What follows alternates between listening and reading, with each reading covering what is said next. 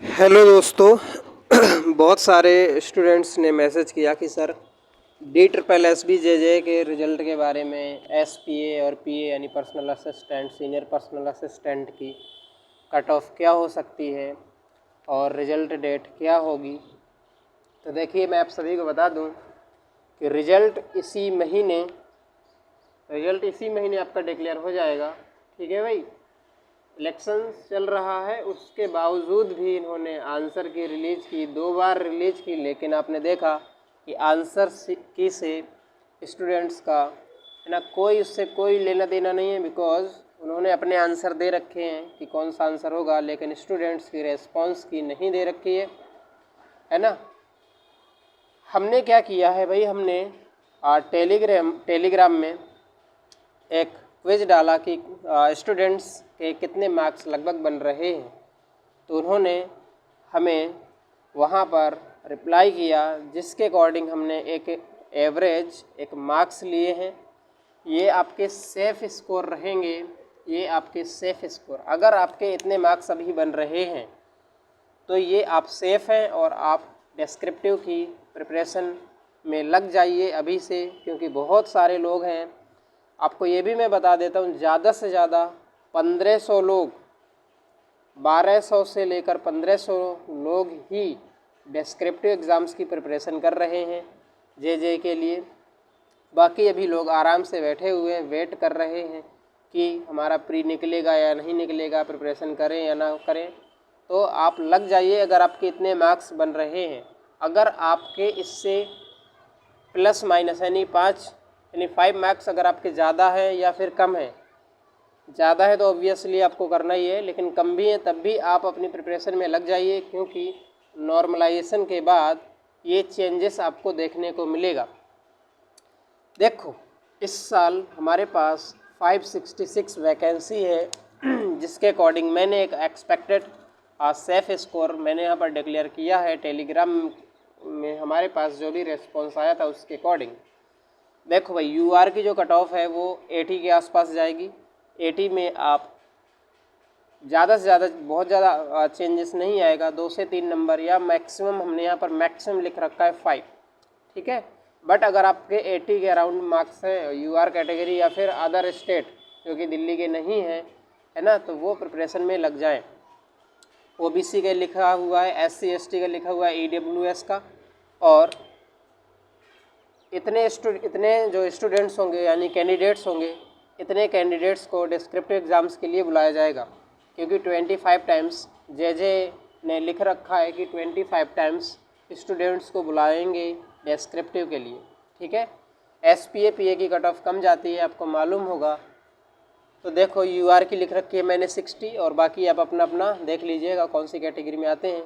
यहाँ पर 424 के अराउंड वैकेंसी है, जिसका 25 टाइम्स आपका 10,600 आएगा। ठीक है, तो अगर आप कितने मार्क्स बन रहे हैं तो आप खाली ना बैठें। JJ की वैकेंसी बहुत ही अच्छी है। अभी तो फ़िलहाल ये 2800 ग्रेड पे की जॉब है, दिल्ली आपको अपने बिल्कुल पास में दिल्ली में ही मिल जाएगी।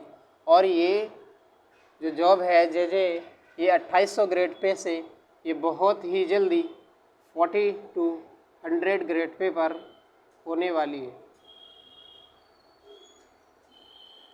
तो ये 4200 ग्रेड पे में ये हो जाएगी कुछ टाइम के बाद। सॉरी, माफ़ी चाहूँगा। अब बात करते हैं हम लोग कि डिस्क्रिप्टिव के लिए क्या करना है, कैसे हमें प्रिपरेशन करनी है, क्या हमें किसी का बैच परचेज़ करना चाहिए या फिर हम खुद से कर सकते हैं। देखिए, अगर आपने कभी भी ऐसे नहीं लिखा है ना, सिर्फ़ और सिर्फ आप ऐसे ही है ना चीटिंग करके या कैसे भी करके पास हो गए, तो आपको काफ़ी सारी दिक्कतें आएंगी डिस्क्रिप्टिव में, स्पेशली ऐसे में।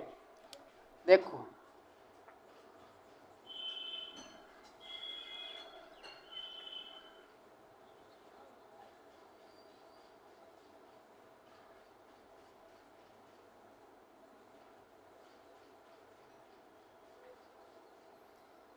ऐसे आएगा 50 मार्क्स का,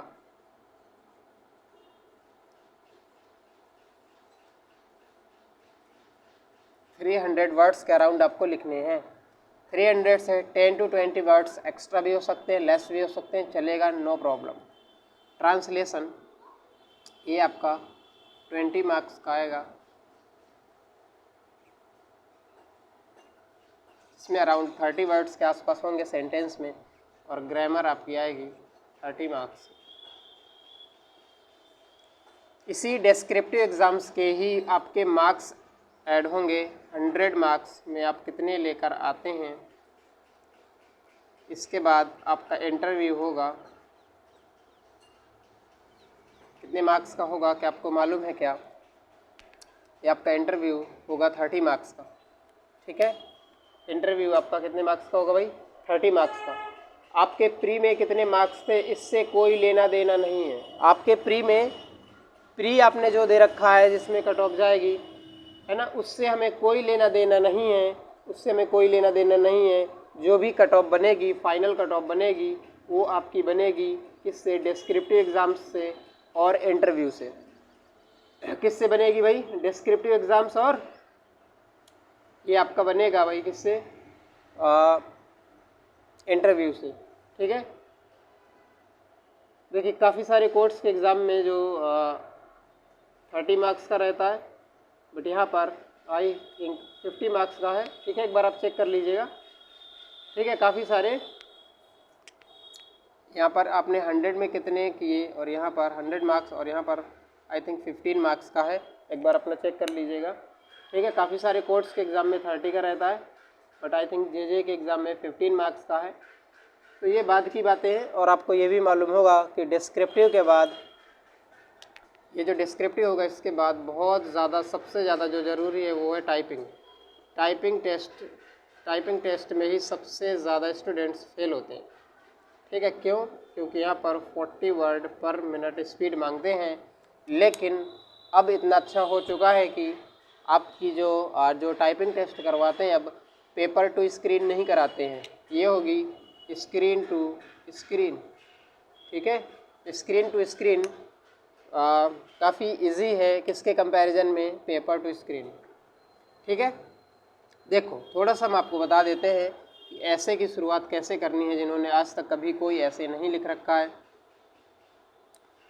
देखो, ग्रामर एंड ट्रांसलेशन, इस पर आप इजीली मार्क्स ला सकते हैं, इसमें आपको कोई दिक्कत नहीं आएगी। क्यों? क्योंकि आपने जो भी प्रीलिम्स में आपने प्रिपरेशन कर रखी है प्रीलिम्स के लिए, वही यहाँ पर काम में आएगी। ठीक है, तो ट्रांसलेशन इजी आता है। ठीक है, थोड़ा सा जुडिशरी वाली जो मीनिंग है वो थोड़ा सा लर्न कर लीजिएगा। बात करते हैं ऐसे के लिए। तो ऐसे को आपको कैसे फॉर्मेट में कन्वर्ट करना है? 60, फिर यहाँ पर 2 स्टेप जो कि होंगी 180 की, फिर यहाँ पर 60। इसमें आप क्या करेंगे? आप अपना इंट्रो देंगे, किसके बारे में लिख रहे हैं। यहाँ पर आपकी मेन बॉडी होगी, और यहाँ पर आपका लास्ट में कंक्लूज़न होगा। तो आपको इस फॉर्मेट में आपको ऐसे लिखना होता है। किसी भी टॉपिक पर आप लिख रहे हैं उसके बारे में इंट्रो दीजिए। ठीक है, 5 to 6 लाइन्स, ठीक है, लिख लीजिए, जिसमें लगभग हर लाइन में 9 to 10 वर्ड्स आ रहे हों, लगभग 60 वर्ड्स का मानकर चलिए। मेन बॉडी, पहली बॉडी यहाँ पर लिख दीजिए क्या क्या प्रॉब्लम है। ठीक है, फिर यहाँ पर उसका किसी एक टॉपिक को लेकर यहाँ पर उसके सॉल्यूशंस लिख दीजिए, और नीचे यहाँ पर कंक्लूज़न लिखिए लगभग 60 वर्ड्स का, जिस टॉपिक के बारे में पूछा जाए। ठीक है, तो ये फॉर्मेट रहना चाहिए। लेकिन अगर आपने कभी कोई ऐसे नहीं लिखा है तो आप क्या करेंगे? पहले 20 लाइन्स या पहले 10 लाइन्स लिखा करिए, फिर थोड़ा सा इंक्रीज़ करिए 15 लाइन्स, फिर 20 लाइन्स। थोड़ा थोड़ा अपने आप को एक्सपेंड करिए कि कैसे हमें ज़्यादा से ज़्यादा चीज़ें लिखनी है। और ये चीज़ें आएंगी आप कितना ज़्यादा रीडिंग करते हैं, किसी भी टॉपिक के बारे में आपके पास कितनी इन्फॉर्मेशन है। ठीक है, तो धीरे धीरे इम्प्रूव होगा। अगर आप सोचिए कि एक ही बार में 300 वर्ड्स का मैं ऐसे बहुत अच्छा लिख पाऊँ, तो ऐसा पॉसिबल नहीं है। ठीक है, या तो आप पहले लिख चुके हों, है ना, तो आप डायरेक्ट ऐसे लिखना स्टार्ट करेंगे। बट अगर आप स्टार्टिंग कर रहे हैं तो पहले आप कोशिश करें 50 वर्ड्स का लिखने का, 70 वर्ड्स, 100 वर्ड्स ऐसे धीरे धीरे इंक्रीज़ करें और आप देख पाएंगे कि 10 to 15 डेज़ में आप अपने आप से चीज़ों को कितना इम्प्रूव करके लिखते जा रहे हैं और एक ऐसा टाइम आएगा कि आप बहुत ही अच्छा ऐसे लिख पाएंगे। ठीक है, तो ये जो डिस्क्रिप्टिव है यही इस एग्ज़ाम का मेन एग्ज़ाम है। ठीक है, टियर 2, तो इस पर ज़्यादा फोकस करिए और साथ में डेली लगभग 40 मिनट टाइपिंग करिए। 40 मिनट कौन टाइपिंग करेंगे? जिनकी स्पीड 40 से लेस है, लेकिन जिनकी स्पीड 40 से ऊपर है वो सिर्फ और सिर्फ 10 मिनट ही दें, काम चल जाएगा। ठीक है, चलिए भाई, धन्यवाद। बाकी अगर कोई डाउट है तो आप कमेंट्स बॉक्स में ज़रूर बताएं।